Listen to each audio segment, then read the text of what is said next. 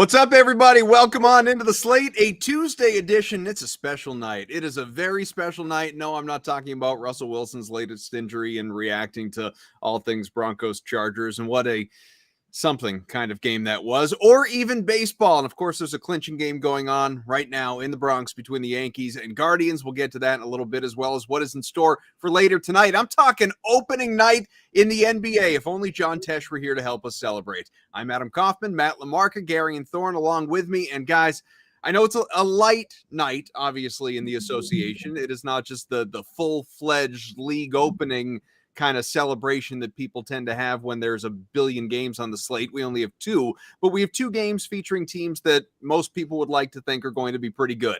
The Celtics and the Sixers in the early game, the Golden State Warriors, the defending champs, and the Lakers in the nightcap. Should be fun. LaMarca, what are the expectations? Yeah, I'm excited to have basketball back in our lives. I think it's two good games to there's obviously a lot of intriguing storylines in with a lot of these teams. The second game is the one that I'm more excited for. I think that the Lakers might have the widest range of outcomes of any team in the league this season. It wouldn't shock me if they miss the playoffs again, and it wouldn't shock me if they finish with the best record in the Western Conference. So I'm excited to see, how they look. LeBron James, year 20. As crazy as that sounds, Nuts. Still as good as ever. Anthony Davis back in the fold. Russell Westbrook, bench superstar. A lot of fun things to check out in Los Angeles. Yeah, although not a lot has changed with respect to the roster construction there, which obviously leads to a lot of the questions that people had lingering from last year. But Garion, what about you with these two games? Yeah, sort of a similar major takeaway on this first slate as Matt. I just feel like I was that idiot who kept going back to the book last year and was like, no, the talent level of the Lakers and the Nets is going to pull through. Like, I'm the one who's going to be right about this at a certain point. Vibes don't matter that much.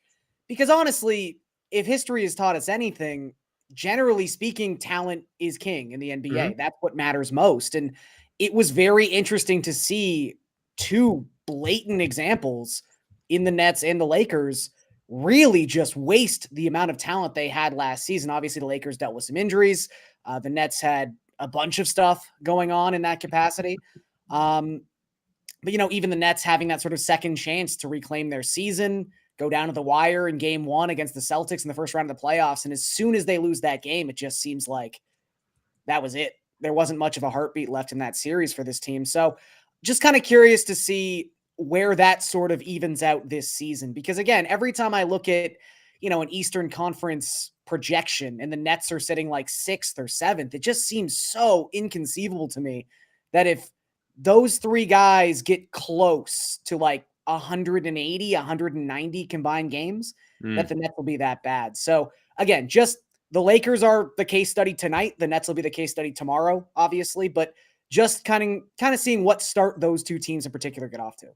But to your point, and LaMarca talked about range of outcomes, and obviously I think that the team with the largest amount of questions or the most interesting questions in the Eastern Conference clearly are the Brooklyn Nets, based on where they were last year and what they're capable of achieving. Like you said, talent's king. We know what Kevin Durant, Kyrie Irving, and now Ben Simmons versus James Harden, what these guys are again capable of doing together. But how often will they actually share the floor? I don't remember exactly what the number was, but the number of times that Durant, Irving, and again then Harden played a game together, all three of them, it was a very, very small number. And I know that COVID this year shouldn't be the concern that it was in years past.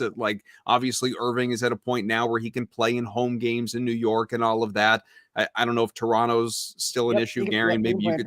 Yeah. So he's available. He's eligible.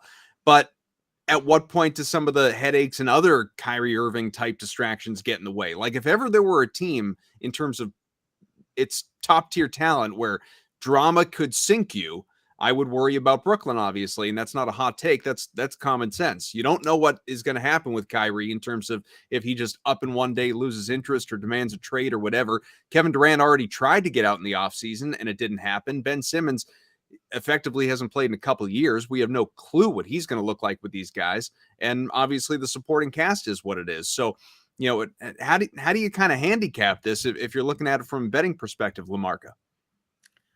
I'm bullish on Brooklyn, at least during the regular season. I'm still curious about how a good team will handle Ben Simmons in the playoffs, right? Like as we've seen, it's just so hard to play a non-shooter when you get to the playoffs because teams will just completely leave him open. And you can mitigate that a bit by putting the ball in his hands and doing some creative things like that. But every time that the ball is in Ben Simmons' hands, it's not in Kyrie Irving's hands and it's not in Kevin Durant's hands. So I think that as long as they stay healthy, the Nets are going to win a lot of ball games, but I remain a little bit dubious in terms of like their overall ceiling once you get to the postseason, just because I didn't like the Ben Simmons trade at the time. I know that James Harden was, a malcontent. He had a foot out the door type of thing. You had to get something for him, but I thought that they lost that trade. I still think that they lost that trade. And unless, and I have no faith in the Nets coaching staff to be able to draw up a winning game plan with such a, unique player in the lineup. Well, and it would seem like the players don't have that much confidence either, at least if we're to believe the offseason reports of Kevin Durant going to ownership and saying them or me. I think that story was maybe even just a little bit overblown. I think that those guys have made up their minds. Like one thing we know about Kyrie Irving and Kevin Durant is that they hold grudges. They are vindictive. And I think that people like you, Mr. Kaufman, they're taking notes. They're taking, every time you say, I don't know, is this next team? I think that they're taking all those headlines and it's going to be good years for those guys. It's bulletin board material. Absolutely. T-Pike, if we could pull up the DraftKings Sportsbook NBA futures odds and we can take a little look-see at these and if anything jumps out, obviously, you guys going into the brand new season. But at the top of the odds board right now, and this has moved around, a little bit since the coaching scandal situation in Boston, because for much of the summer, the Celtics were the championship favorites. Obviously, were there last year and if they hadn't collapsed in Game 4, might have even won the thing. But the LA Clippers at plus 600 to win the title are tied with the Warriors and the Celtics. The Clippers had been alone at plus 550 until very recently. The Nets right there, top 4 plus 700. The Bucks plus 800. And I think that, arguably that's actually kind of a good number to bet Milwaukee right now compared to, I just, it's not by any stretch this like wild take to say, guess what? Milwaukee's going to emerge from the East. Like they won the championship a couple years ago. They have Giannis. They have Drew Holiday. They hopefully have for them, a healthy Chris Middleton. This is a team that, we know what they can do. And so for them to get back there after falling in round 2 to the Celtics last year is not by any realm beyond comprehension.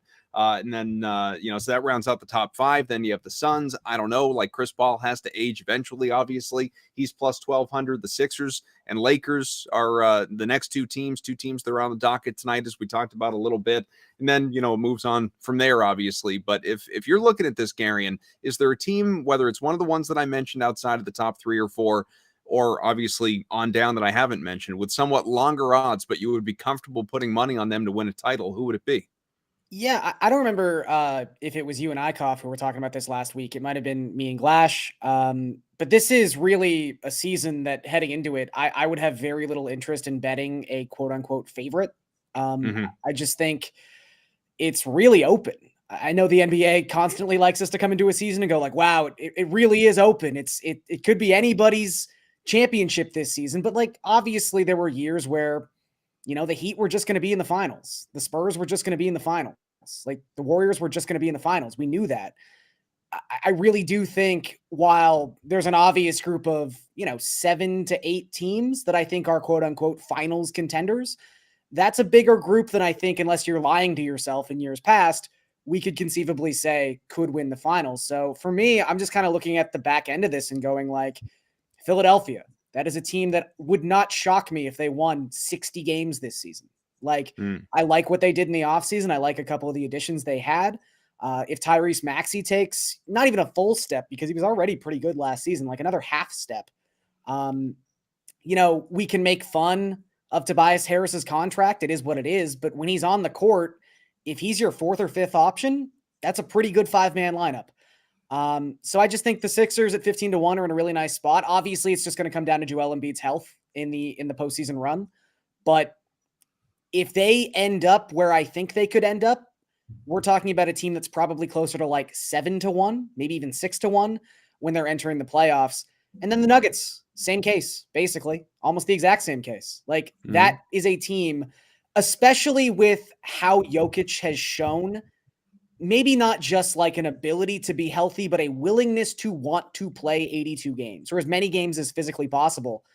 The Nuggets are a team that are just going to win so many regular season games in the Western Conference that if they're the 1 seed, regardless of what you think of like their top end talent, or if they have another gear to go to in the playoffs, because that's a common conversation we have about the Nuggets, it's a team that's just going to be 8-1 because they're the number 1 seed in the West. So I just think there's value in those two teams because, again, I don't think that much separates the Nuggets and the Clippers.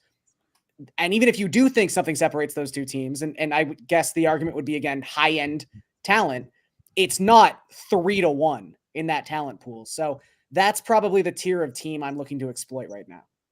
Gary, and it was me, and how dare you confuse Glash and I I asked that you not do that again. LaMarca, what about you?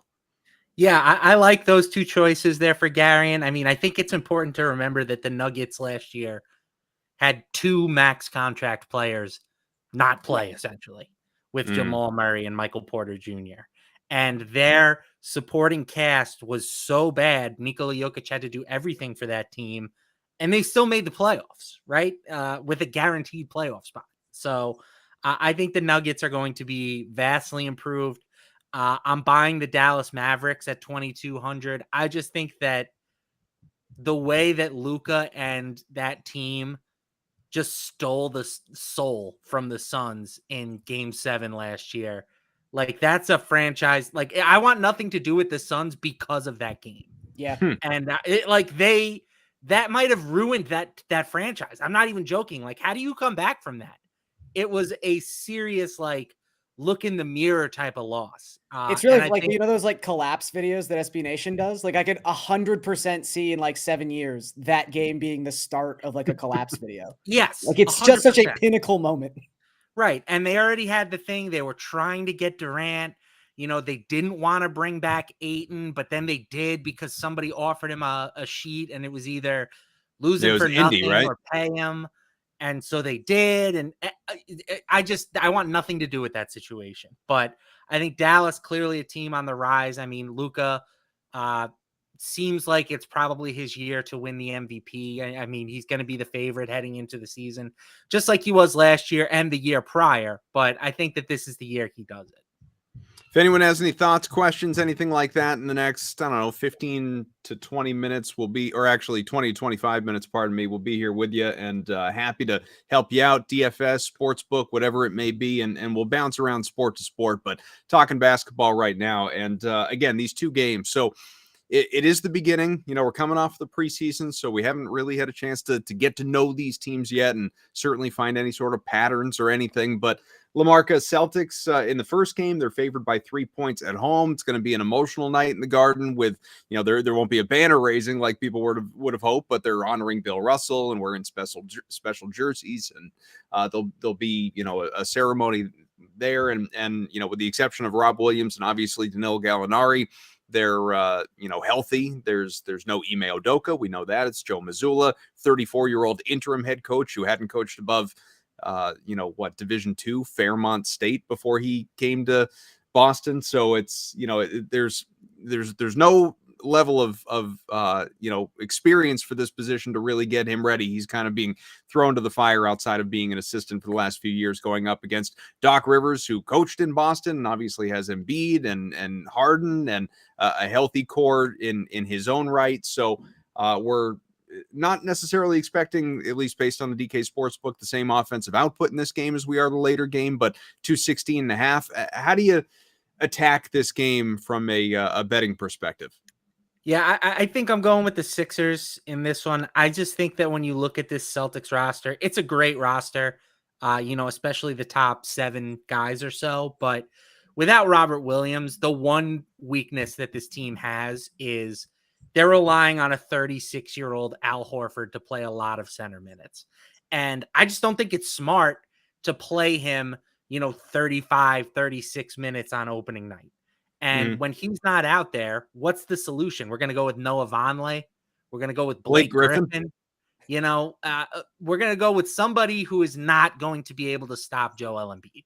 So I think that the Sixers catching 3 points, I'll take that. I don't love it. I think the second game is my preferred bet, but I will take the 3 points with Philly. Well, before we go to Gary, and tell me your thoughts on that second game. I love the Lakers +7. I think people are focusing way too much on the Lakers' struggles last year, but don't forget that before Anthony Davis got hurt, this team was a top 4 team in the Western Conference. They were well positioned to make another run, but he got hurt and things collapsed. They didn't have any talent outside of him and LeBron James. And they haven't brought in like a ton of reinforcements, but I do think their roster's better this year. You know, they added Patrick Beverley. Kendrick Nunn is now healthy. They brought in Lonnie Walker for whatever that's worth. And most importantly, they're just going to limit Russell Westbrook, I think. I think that's a really good thing for them. But on the opposite side, the Warriors, they have like probably the deepest team in the league or close to it. And I really think that during the regular season, the priority is going to be getting everyone playing time. And that means I think Steph Curry plays 30 minutes tonight. I just don't think we're going to see peak level Warriors until we get to the playoffs. And they're fine with that, right? I know it's banner night, but the program is right now, the focus is getting guys like Jonathan Kuminga and James Wiseman and Moses Moody, get those guys some minutes and develop them so you can continue to build a dynasty. So with the Lakers, kind of, it's a statement spot for them. They're trying to prove that they're back after a 1-year hiatus. Meanwhile, this game, it's really not very important for the Warriors. I will gladly take the 7 points. No drama concerns with Draymond and Poole? Don't care about that. I'm sure there are fistfights in almost every practice. That one just happened to be almost kind of a hellacious sucker punch. I'm every team, not every practice. Yeah. Every team has some sort of skirmish. Yeah, they're shoving matches. I mean, not a full-on assault.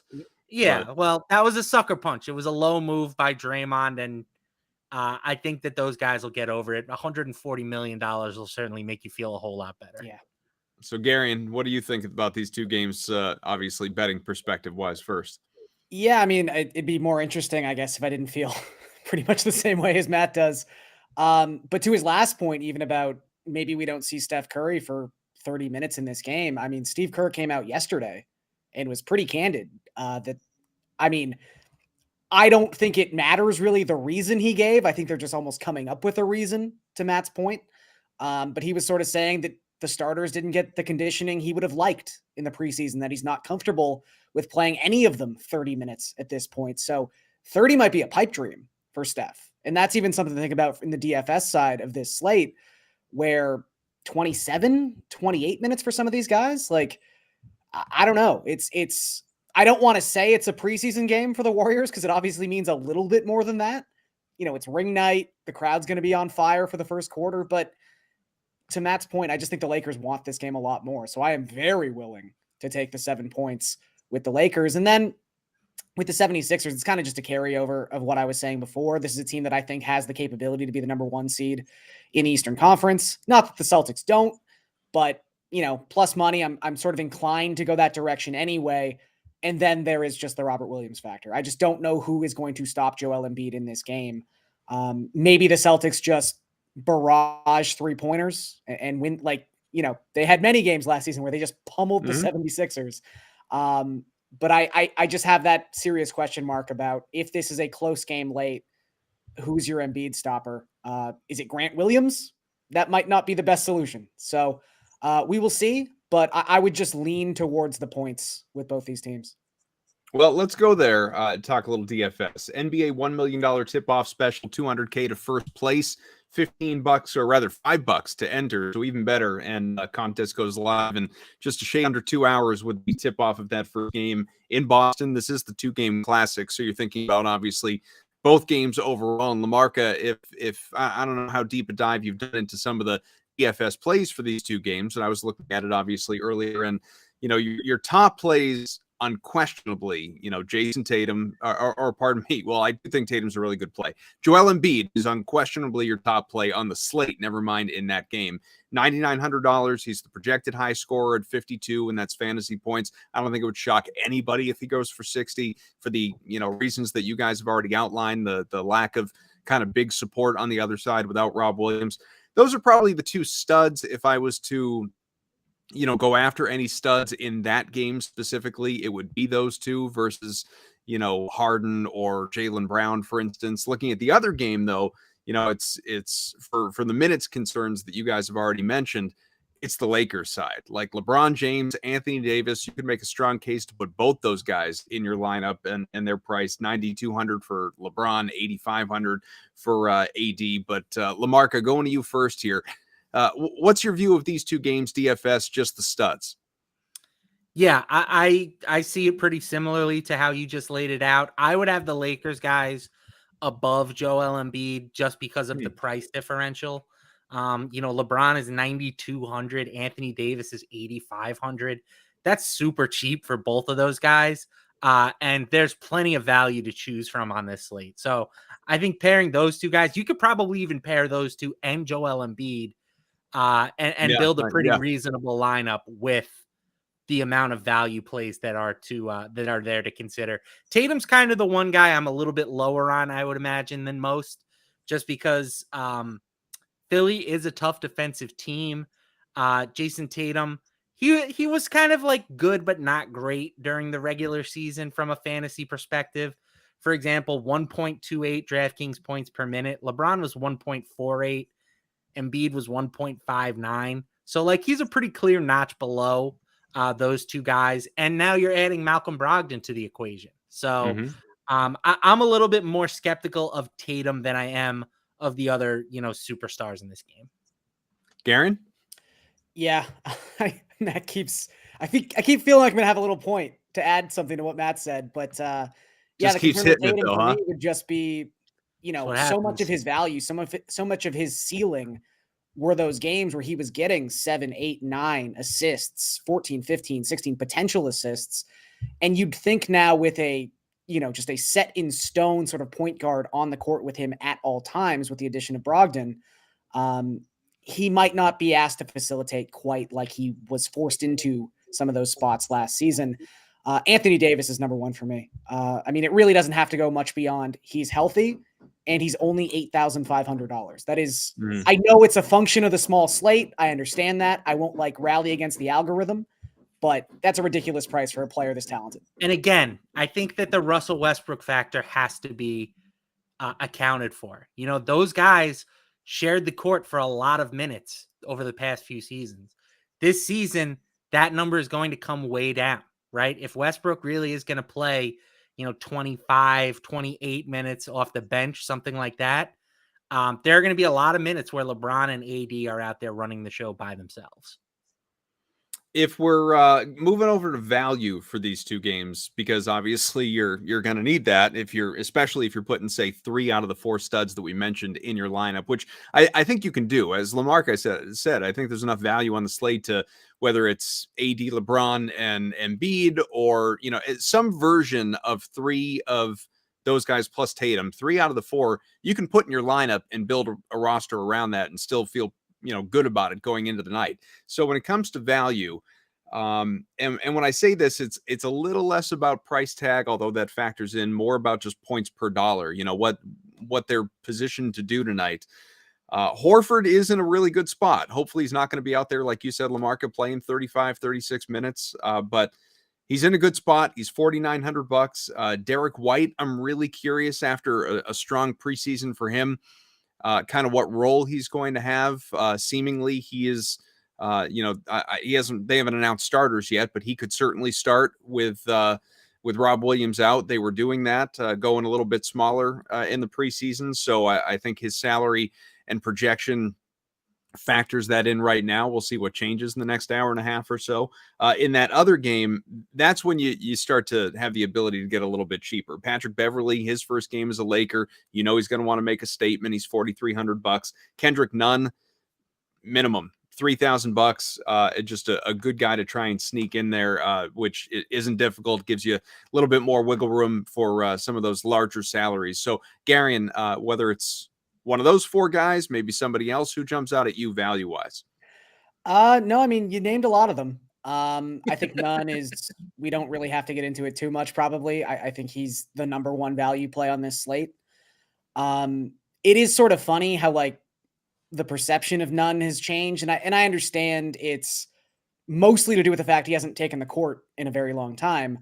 But you know, this guy coming out of the Miami Heat feeder system of we don't have to draft anybody. We just find guys off the street and suddenly they're stars.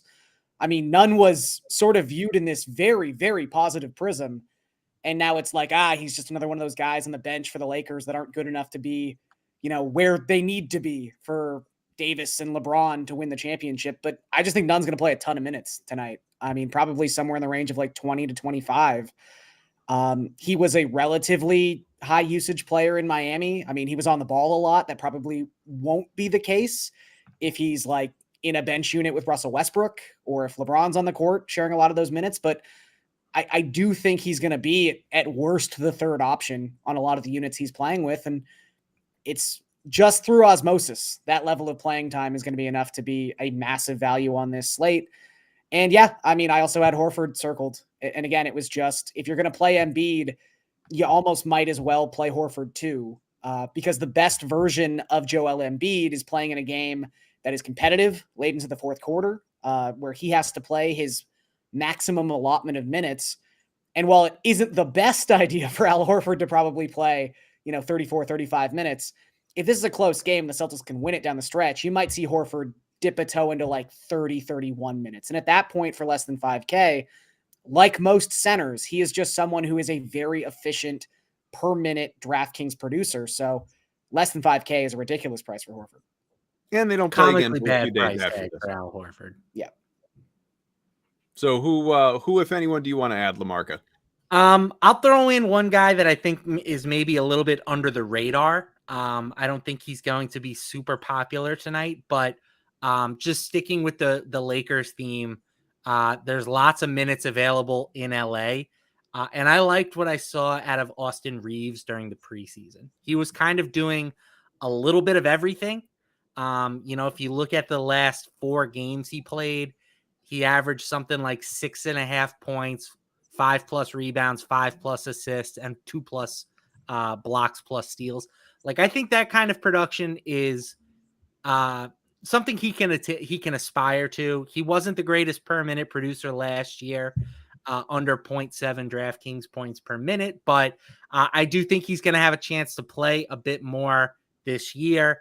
And I think that, out of all the Lakers sort of guard value options, he probably checks in with the lowest ownership. So he's somebody that I'm interested in using in tournaments. All right. In the interest of time, because we've got another 10 minutes or so, let's make the move over to baseball, where there's a game going on right now. It's a clinching game, Game 5 between the Yankees and Guardians. That's in New York. 4-1, as I believe you can all see out there. The Yankees are in front. Stanton homered, Judge homered. Garion, is this thing over? You give the Guardians any chance of coming back to win this? Not a great chance, but they pulled off a miracle a couple nights ago. Look, that Yankee bullpen, if you would ask me this question in May, I would have said 0, but that bullpen is not nearly where it was 5 months ago. So yeah, there's a chance, but the problem the Guardians have, as always, is just they'd have to string like 7 singles together where the Yankees can just hit a 3-run home run. It's nice when that's an ability you actually have. Well, and they haven't been able to hardly touch Cortez so far in this one, LaMarca. 5 they innings, haven't 3 lefties hits. all season. They've been basically the worst American League team aside from the Tigers against left-handed pitching since the beginning of April. So Cortez pitching on short rest, good idea. Maybe another team should have pitched a good pitcher on short rest. Hint, hint. Hypothetically? Hypothetically, Yeah, I'm sure theory? Shane Bieber's going to look great tomorrow. But yeah. So we're still 2 hours and change away from, as we perfectly transition from one series to the next, division series to championship series, and that's of course league championship series over the NLCS. Game 1 between the Phillies and Padres out in San Diego. Fans have been getting into it. I don't know if you guys have seen some of the viral videos on Twitter today. It's perfectly cheesy and corny and all that you want it to be. Zach Wheeler and Yu Darvish will end up dueling Game 1 of this one here as we move also to a best of 7, which is important as opposed to the best of 5s. LaMarca, what do you think of this one, and just how surprised are you? Because I know obviously you were on with Ulrich and I before the playoffs when we were just sort of making our predictions, and Ulrich and I, very blindly said, "Yeah, the Padres are going to go to the You and World Jeff Series." picked the Padres. Then, That's the first I'm hearing about this. They picked the Padres, we and I told them that they were idiots. So naturally, they've dominated their first 2 series. In my defense, I said if they went through the Mets, the Dodgers, and the Braves, we should just cancel the World Series and give them the trophy. So I am safe on that. They will not have to play the Braves. Okay. Yes. Yep. I think I'm just going to keep fading the Padres. Why not? Right. I mean, I do think that I really like the Phillies' big 2 pitchers. You've got Zach Wheeler and Aaron Nola. They should start 4 of the 7 games. And, if the team gets a little crazy, you could even potentially see Wheeler out of the bullpen in Game 7, should that need arise. I still think their offense is better suited for the playoffs.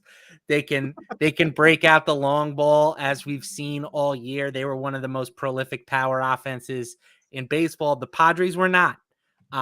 They have kind of changed the narrative a little bit with how they've played during the playoffs, but I will still take the Phillies offense and their big 2 pitchers over what the Padres are bringing to the table. Gary, do me a favor. Just give me the thumbs up when the fire alarm goes off so that we can kick it back to you. I don't know how you live there. It's amazing how frequently that thing sounds. LaMarca, just in general, how I just think, and I say this as a sports fan with no allegiance whatsoever to either the Phillies or the Padres, and I just think it's fun, right? When you see, I know you feel differently about the Mets, but again, like in a vacuum, you see all these 100-win teams going down. Now you have a matchup of 80+ win teams in the NLCS for a chance to go to the World Series. Like that's what part. And again, Fun my Yankee is one word for it. Yeah. Would you rather just see the best teams and you don't like this? I mean, it just feels kind of weird to play 162 games to then get to a format where it's like, anything could happen, and I'm not saying that baseball needs to change their format. There's no guarantee that the best team wins, even in a 7-game series, even in a 9-game series. Like there's still upsets. That's part of what makes sports. But I do think that, like, as a baseball fan, I'm sad that I don't get to watch the Dodgers play the Braves in the NLCS. Sure. I think that those were 2 really good baseball teams. And these 2 teams are not as good. So, for me, it's not ideal. For if you just like chaos and and you want to root for underdogs, then yes, it's been fun. Gary, how we doing? Not yet, not there. All right. Well, we'll keep looking at that pretty mug on you. What is your prediction for that series, LaMarca, the Phillies and Padres? How deep is this going to go? Who's going to win? Phil's in 6. Again, I think the way they have it lined up, you go Wheeler, Nola, games 1 and 2. Wheeler, Nola, games 5 and 6.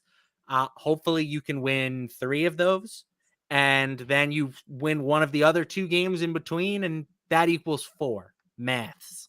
So I will take the Phillies in 6. I do think you can get them to win just the series in general at better than even money right now. I'm happy to do that. If the NL playoffs have shown us anything, it's that home field advantage probably is a bit overrated in baseball, right? What? The home team has lost all 4 series so far.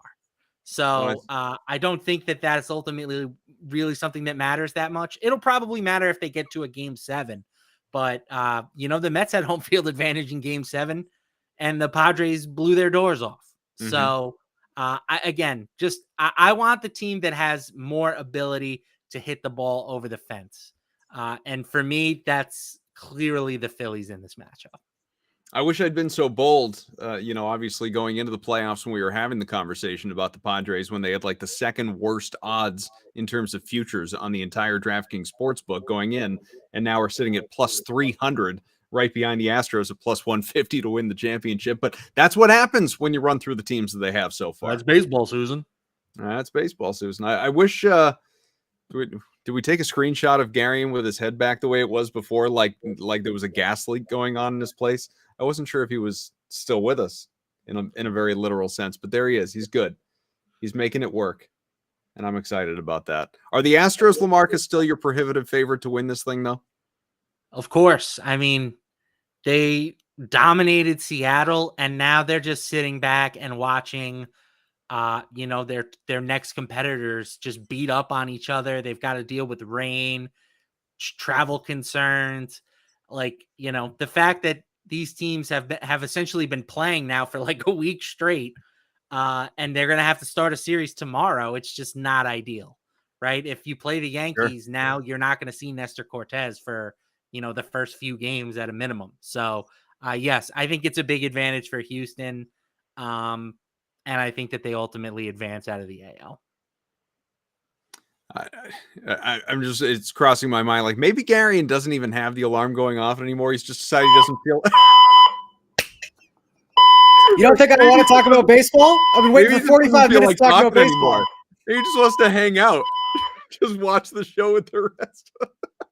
How do you do it? All right. Before we go, because we are going to maybe not hearing another word from Garion, but before we go in another minute or two, LaMarca here, that game last night, the football game, of course. Yes. And I think there, as everybody else has been saying, there are only a few good, like genuinely good, contending worthy teams in the NFL right now. And we know who those are. It's not who we watched last night. It's the Bills, it's the Chiefs, it's the Eagles. It's a very short list with, admittedly, maybe I'm just the idiot. I thought the Chargers going into the year we're going to be a pretty good team, not a team that was going to be, there for a championship, but a playoff team, like a team that was in the conversation. The Broncos kind of are about what I expected. Well, they're worse than I expected, but I didn't think they'd be particularly good. But if you're the Broncos, if you're Denver and what you parted with to get Russell Wilson there and the number of years he has left on this contract as well, like there's no upside, right? I mean, he's not just, all these injuries, I don't think the MRI and the hamstring, like he's washed. I don't think that Russell has been the major problem that everybody else thinks that he has been. Like, don't get me wrong, he hasn't played well. But watching that game last night, he's under pressure on virtually every snap. And like they kept showing it. The Chargers were bringing the house and nobody could get open. And I think that that's been an issue, right? And we look at these Broncos receivers and on paper, it's a good group, but just no one is winning right now. None of those guys are winning at the line of scrimmage. So I think that they have a lot of work to do.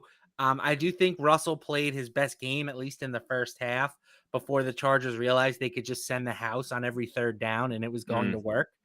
And as for the Chargers, the fact that they were able to get that win and escape, despite the fact that they didn't have Rashawn Slater, they don't have Joey Bosa, they didn't have Keenan Allen, they were missing their starting center. Like last night's version of the Chargers is not what the Chargers would look like at full strength. So sure, I always think that it's important to take injuries into account. It's part of the reason why I was pretty heavily on the Broncos +4 yesterday.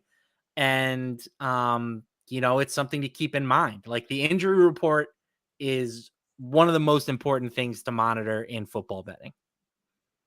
Well, we're about out of time because I know there are Sims coming up on the way. You're good? You're back. Good? Wow. Do you have any thoughts on anything we've discussed in the last 35 minutes that you'd like to add in the next moment? I will just quickly say, bet the Phillies tonight at plus money. Yu Darvish, if he's had an issue recently, 1.4 home runs per 9, his final 11 starts of the season. He's already given up 4 home runs in 12 innings in the playoffs so far. The Phillies are a team conditioned to live and die by their aces being on the mound and their ability to hit home runs. This is like the perfect setup for them. From a DFS perspective, you want to use Wheeler. I think Rhys Hoskins might be the most likely guy to hit the home run because Darvish strikes out left-handed batters a lot more than he strikes out right-handed batters. And if you're building a lineup where Zach Wheeler does well and where Rhys Hoskins does well, that means the Phillies are going to be leading late into the game. Jose Alvarado has a clear path in this game. He's going to face Soto, Cronenworth, Machado. He's going to turn around Bell. He struck out almost 40% of the batters he faced this season. I think he's got a lot of DFS value. Beautiful. All right, that'll do it. That's a show. Thanks to Lamarca, to Garion, for our producer Eamon, our technical director, undercover boss Tom, for the fire alarm. I'm Adam Kaufman. Happy opening night, everybody. Enjoy the association. See ya. Basketball.